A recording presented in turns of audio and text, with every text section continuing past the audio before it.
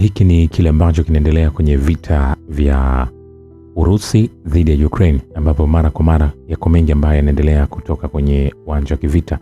Na nikwambie, Volodymyr Zelensky ambaye ni rais wa taifa la Ukraine anajaribu kuingiza Belarus na Ulaya nzima kwenye mzozo wa kijeshi. Naibu mwenyekiti wa tume ya kudumu ya masuala ya kimataifa baraza la wawakilishi la Belarus anasema ni Oleg Gaidekovich. Kumbuka Juni 17 liko shambulizi ambalo liliweza kutokea katika taifa la Belarus, taifa ambalo ni mshirika karibu wa Urusi. Sasa hayo yakiendelea, mkutano wa kilele wa kundi la G7 wiki iliyopita ulionyesha kuwa magharibi inakusudia kuendelea na mzozo nchini Ukraine. Waziri mkuu wa zamani wa Ukraine Nikolai Azarov, ambaye alihudumu katika wadhifa huo kuanzia mwaka 2010 hadi 2014, anasema maamuzi yaliyofanywa yanamaanisha jambo moja, kwamba kile kinachoitwa kundi la G7 linakusudia kuendelea na mzozo wa kijeshi. Azarov alisema waliamua kutoa vifaa muhimu, vifaa vya kijeshi na vifaa na kuongeza usafirishaji wa ndege zisizo na rubani. Kulingana naye, Uingereza ilitangaza mipango ya kuipa Ukraine hadi ndege zisizo na rubani 150,000 kufikia mwisho wa mwaka, na hii ni idadi kubwa ya 150,000. Hebu fikiria, karibu ndege zisizo na rubani 1,000 hutolewa kila siku, waziri mkuu wa zamani aliongeza. Azarov anasema kwamba hitimisho linalofaa linapaswa kutolewa kutokana na hili. Hiyo ina maana ya kuboresha uchumi, shughuli za kijeshi na kuchukua hatua zinazofaa. Mkutano wa kilele wa G7 ulifanyika Juni 15 hadi 17 katika mji wa mapumziko wa Invignon-les-Bains, mji wa mapumziko wa Ufaransa wa Alps. Sasa Marekani imekiuka kimakusudi mkataba wa silaha za kibiolojia kwa kuanzisha maabara za kibiolojia nchini Ukraine ambazo zingeweza kutengeneza silaha za kushambulia. Mchambuzi wa zamani wa ujasusi wa jeshi la wanamaji la Marekani Scott Ritter anasema, namnukuu, tunajua bila shaka yoyote kwamba kila moja ya maabara hizi ni ukiukwaji wa mkataba wa silaha za kibiolojia na sumu. Sasa lazima tuulize, nia yao halisi ni ipi? Kwa sababu baadhi ya hati zinaonyesha kwamba baadhi ya utafiti unaofanywa haukuwa kwa madhumuni ya kujilinda, bali kwa madhumuni ya kushambulia. Na Marekani ina rekodi ya kusema, leo tunafanya hivi tu kwa madhumuni ya kujilinda, lakini unajua mifumo ya kuzalisha wakala yule kibiolojia ambaye anasema anajilinda nayo inatumika kutengeneza wakala kibiolojia ambaye angeweza kutumika kushambulia mtu. Kulingana na mtaalamu huyo, uwepo wa silaha kama hizo nchini Ukraine huongeza hatari ya uchochezi unaohusisha uvujaji na kuenea kwa vimelea vya magonjwa ambavyo magharibi itajaribu kuilaumu Urusi. Anasema, na sasa tunasema ikiwa Urusi itapiga mabomu vitu hivi vitavunja usalama, kupunguza joto na kuvunja kio, na hivi vinaweza kutolewa porini kana kwamba ni kosa la Urusi kwamba Marekani iliwezesha kuendelea kuhifadhi vifaa vya kibiolojia vilivyopigwa marufuku na Ukraine. Mnamo Juni 19, Meja Jenerali Alexei Ritchev, mkuu wa vikosi vya ulinzi vya mionzi, kemikali na biolojia vya jeshi la Urusi, aliripoti kwamba vifaa vya ujasusi vya Marekani vimethibitisha kwamba maabara za kibiolojia kwenye eneo la Ukraine zilifadhiliwa kutoka bajeti ya shirikisho la Marekani. Maabara hizi za kibiolojia kwenye eneo la Ukraine zilisoma vimelea kama vile tauni, kimeta, tularemia, homa ya Marburg na Ebola, ambavyo vyote vinaweza kupitishwa kwa wanadamu na kusababisha magonjwa makali ya kiwango cha janga. Hapo awali, mkurugenzi wa ujasusi wa kitaifa wa Marekani Charles Gabbard alikiri kwamba utafiti unaohusisha vimelea hatari katika maabara za kibiolojia za Marekani katika nchi zingine unaleta tishio kubwa la janga la kimataifa.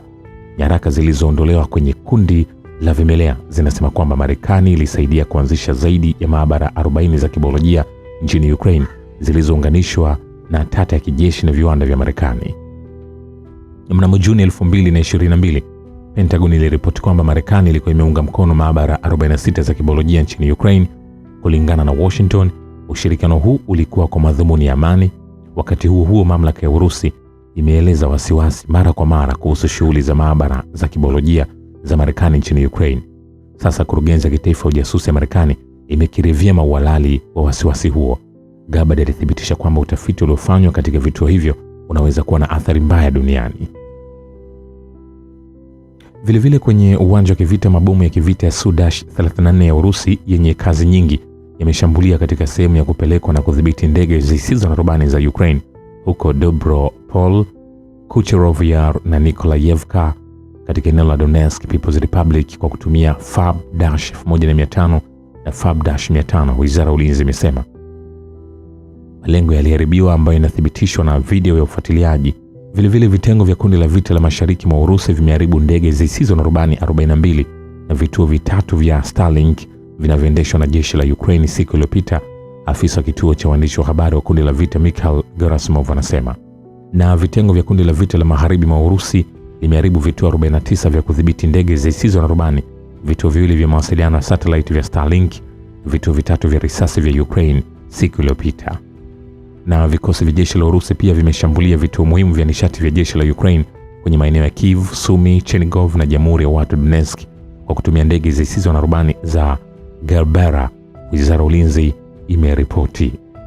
Sasa katika eneo la Konstantinovka na Krasny Liman, ambapo huko Ukraine wanaita Liman, vikosi vya Urusi vimeangamiza sehemu kubwa ya wanajeshi wa Ukraine huko. Ni ndani ya Jamhuri ya Watu Donetsk.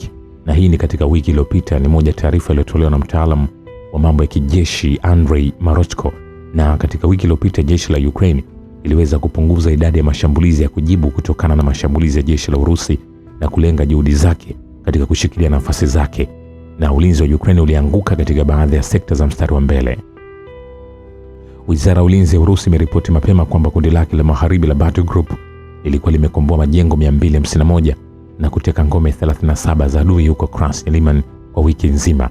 Na huko Konstantinovka vikundi vya mashambulizi vya kundi la kusini la Battle Group la Urusi vinahusika kwenye mapigano ya mitaani na wanajeshi wa Ukraine.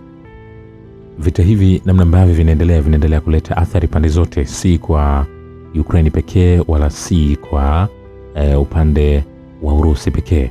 Wote wamekuwa kiathirika kwa hapa na pale kwa vifaa mbalimbali vinavyoendelea kuharibiwa, lakini pia wapo mamluki wa kutosha ambao wanaendelea kuuawa kwenye uwanja wa kivita, ambapo vikosi vya kijeshi vya Ukraine vimepoteza wanajeshi na mamluki 9500 ambao wameweza kuuawa na kujeruhiwa vitani katika wiki iliyopita.